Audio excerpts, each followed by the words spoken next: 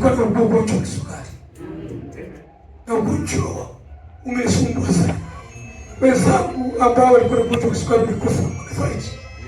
Kila shukuru Mungu, mtumishi wa Mungu alipoanza kuhubiri hapa jinsi ya uponyaji, jinsi ya wana wenye mamlaka, jinsi Mungu alijimwaga ndani yetu ndani ya kanisa, na sisi tulivyo wenye mamlaka, na sisi ndio Mungu, na sisi ndio Yohana.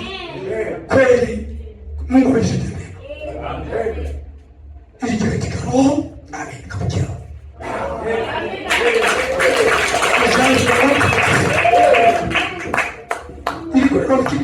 Mungu azikulijaza mtakatifu. Hata kama rais nilikosa Mungu, mimi nakupenda. Natembea miguu. Nimepitia magari makali sana. Naomba Mungu ulinde mtakatifu. Mungu ulinde mtakatifu. Mungu alikuwa.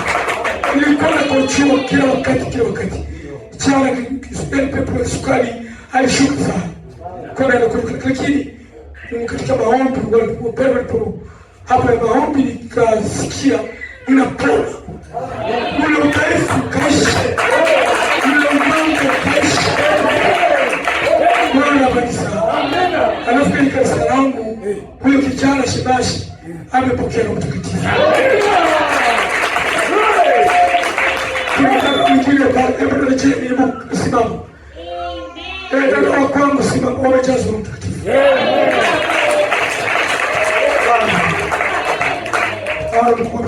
Hata wengine waliokuja hapa, hata kijana wangu huyo, wote walikuja kwa mijazo ya mtakatifu. Kama wajajazwa, naomba wazidi kujazwa na mtakatifu. Na wengine huko naona wamekuwa wamejazwa na mtakatifu. Mungu awabariki. Sina mengi ya kusema, na kutoa shukrani Mungu, ile kutoa shukrani Mungu sana. Niko nahitaji kila maisha yangu